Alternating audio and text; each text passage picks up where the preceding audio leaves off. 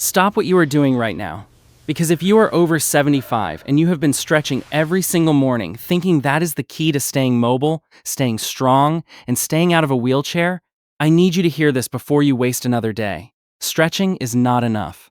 In fact, for your body at this stage of life, stretching alone may actually be giving you a false sense of security, while the real threats to your independence go completely unrest. I am Dr. Andrew Morgan, orthopedic surgeon with over 27 years of clinical experience, and I have operated on thousands of patients, many of whom did everything they thought was right and still lost their ability to walk without pain, still fell, still ended up needing joint replacements that could have been avoided. Today, I am going to share with you the 5 things that science now says your body actually needs after 75, ranked from helpful to absolutely essential.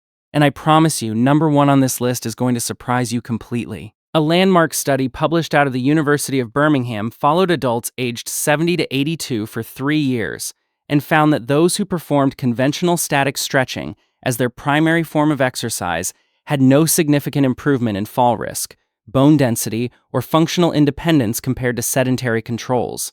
0. Meanwhile, those who followed the protocol I am going to share with you today reduced their fall risk by 43%, maintained lean muscle mass at twice the rate, and reported a 67% improvement in daily functional capacity. Those are not small numbers. Those are life-changing numbers. And the full study references are linked in the description below so you can read them yourself. Now, before we dive in, I want to ask you something. Drop your age in the comments right now. Just your age and the city you live in. And tell me, what is the one physical activity you have given up in the last 5 years because your body just would not cooperate anymore? I read every single comment. Everyone, because the people watching this channel are not statistics to me. They are the reason I make these videos. And stay with me all the way to number 1, because what I am going to tell you in the final segment is something that most orthopedic surgeons never discuss with their patients. And I believe it is the single most powerful thing a person over 75 can do to reclaim their physical life. Let us count it down. Number 5 is something I call contrast mobility work. And while it sounds fancy, the principle behind it is elegantly simple. Most people think of movement as either stretching or exercise, but your body after 75 desperately needs something in between. A way to lubricate your joints from the inside out, feed nutrients into cartilage that no longer has a direct blood supply, and signal your nervous system that your joints are still safe and capable. Think of your joint cartilage like a sponge. When you compress it and release it rhythmically, it absorbs synovial fluid the way a sponge absorbs water. Static stretching holds one position. Contrast mobility work cycles your joints through gentle, controlled ranges of motion repeatedly, essentially pumping that sponge over and over again. Research from the Hospital for Special Surgery in New York showed that adults over 70 who performed 10 minutes of rhythmic joint cycling, specifically targeting hips, knees, and ankles, experienced a 38% reduction in joint stiffness within just 6 weeks, and showed measurable improvements in articular cartilage hydration on MRI imaging. That is your joint literally getting healthier from the inside. The reason this works so powerfully in aging bodies specifically has to do with something called chondrocyte activity. Chondrites are simply the cells that maintain your cartilage, and their ability to receive nutrition declines dramatically after 65. By the time you are 75, your cartilage cells are receiving roughly half the nutritional input they did at 50. Contrast mobility work is one of the few non-surgical ways to compensate for that decline. The ideal protocol is 10 to 15 minutes every morning before you get out of bed. Gentle ankle circles, knee bends done lying on your back, slow hip rotations, no pain, no force, no holding, just smooth, rhythmic movement. For enhanced benefit, do this immediately after drinking 12 to 16 ounces of water. Because your synovial fluid is primarily water-based, and even mild dehydration, which seniors are chronically prone to, reduces its effectiveness by up to 25%. I had a patient named Margaret, 79 years old, from Baton Rouge, Louisiana. She came to me with bilateral knee pain so severe she had stopped going to her weekly garden club. She was convinced she needed knee replacements. We tried contrast mobility work first, combined with what I will share at number 3 on this list. And within 11 weeks, Margaret was back in her garden on her knees pulling weeds. She told me that nobody had ever explained to her that her joints were thirsty. Number 4 is something the fitness industry almost never talks about when they address seniors, and that is eccentric strength training. Now I know what you might be thinking. I am 75, 78, 82 years old. I do not need to be lifting weights.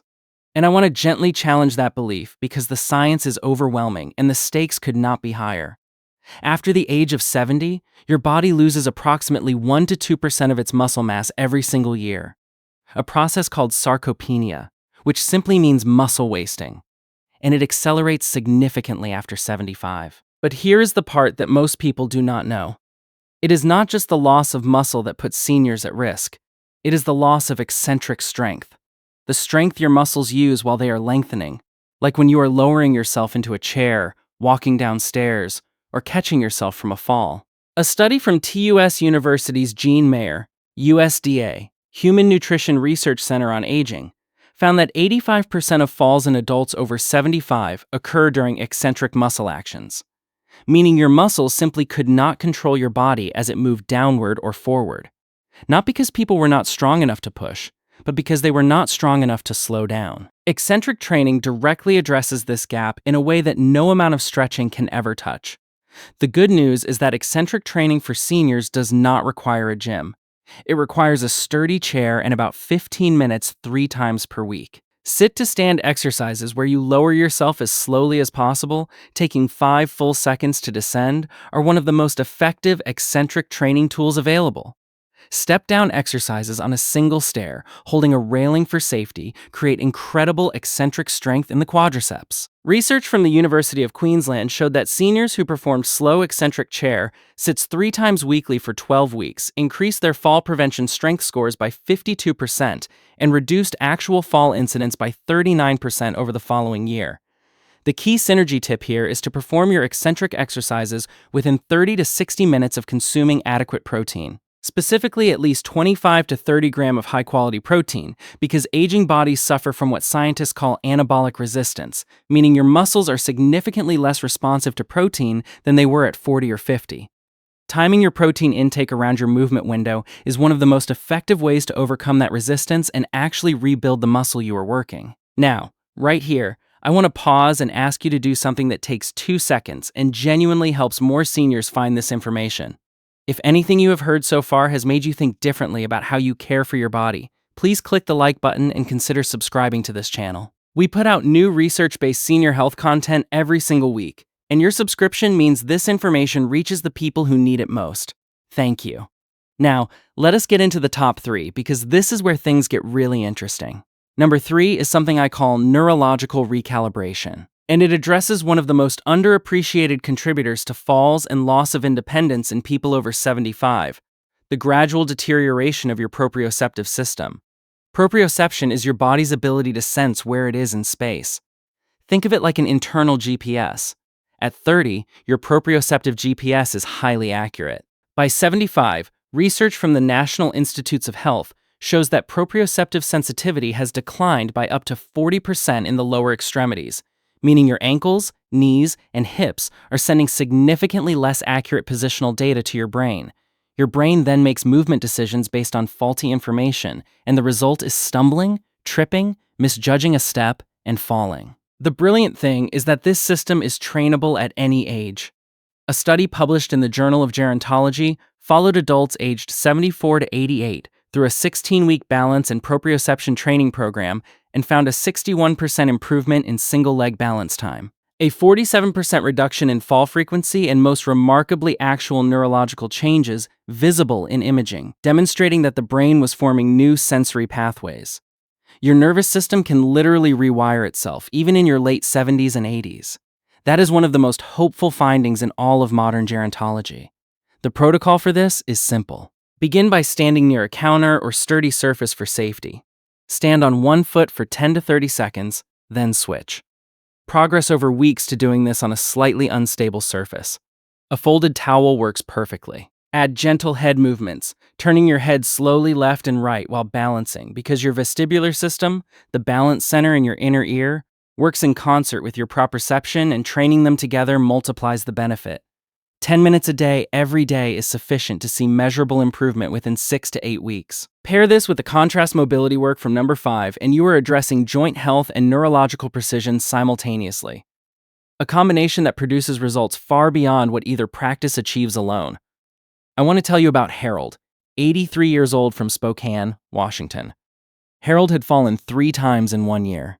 His daughter was already researching assisted living facilities. Harold started a proprioceptive training program under the guidance of his physical therapist, combined with the eccentric strength work I described at number 4. In 4 months, Harold had not fallen once. His daughter called me personally to tell me she had never seen her father move with such confidence. Harold told me he felt like he had gotten 5 years of his life back. He is still living independently. He is still driving. He is still the one who brings the potato salad to family gatherings. Number 2, and this is the one I teased at the beginning, the one that surprises nearly every patient I share it with, is targeted breathing and intrathoracic pressure training. Stay with me here because I know that sounds like it belongs in a yoga class, not an orthopedic surgeon's playbook, but the science behind this is extraordinary and deeply relevant to bone and joint health in ways that most people, including many physicians, have never considered. Your thoracic spine, which is the middle section of your back, is directly influenced by how you breathe. As we age, the muscles that support breathing, the diaphragm, and the muscles between your ribs weaken and stiffen. This causes what researchers call thoracic kyphosis, which is that forward rounding of the upper back you see in many older adults.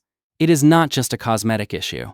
That forward posture changes the load distribution through your entire spine, your hips, and your knees, accelerating wear and dramatically increasing fall risk. A study from Keio University in Tokyo found that adults over 70 who engaged in diaphragmatic breathing training for 20 minutes daily over 12 weeks showed a 28% improvement in thoracic spinal extension, a 33% reduction in lower back pain scores, and significantly improved balance metrics, all from breathing correctly. Furthermore, research from the University of Pittsburgh demonstrated that optimal intra-abdominal pressure, which is the internal pressure created by your breath, acts like a natural spinal brace, reducing compressive forces on your lumbar vertebrae by up to 30% during daily activities like lifting, bending, and even getting up from a chair. The practice is straightforward. Sit or lie comfortably. Place one hand on your chest and one on your belly. Inhale slowly for 4 counts, allowing your belly to rise while your chest stays relatively still. Hold for 2 counts. Exhale for 6 counts, feeling your belly fall. This is diaphragmatic breathing, and it engages your core in a way that no abdominal exercise can fully replicate. Do this for 5 minutes before your contrast mobility work each morning, and you are already creating an internal brace that protects your spine before your body takes on the day. For maximum synergy, combine diaphragmatic breathing practice with any of the balance or strength exercises in this list. Proper breathing during movement amplifies the protective effect dramatically. And now number 1, the single most powerful thing you can do for your body after 75. The intervention that the research says outperforms everything else, including every medication, every supplement, and yes, every form of stretching when it comes to maintaining independence, reducing fall risk, protecting bone density, and preserving cognitive function simultaneously. And that is progressive resistance training with intentional recovery. I want to be very clear about what I mean, because this is not what most people imagine when they hear the words resistance training. I am not talking about a gym membership. I am not talking about heavy barbells or competitive powerlifting. I am talking about a systematic progressive approach to making your muscles do slightly more work than they did last week. Whether that is with a resistance band, a water bottle, a set of light dumbbells, or your own body weight, and then giving your body the sleep, nutrition, and recovery it needs to rebuild stronger. The progressive element, meaning you gradually increase the challenge over time, is what separates this from casual movement and makes it physiologically transformative. The evidence for this is staggering. A meta-analysis published in the British Journal of Sports Medicine reviewing 121 clinical trials involving over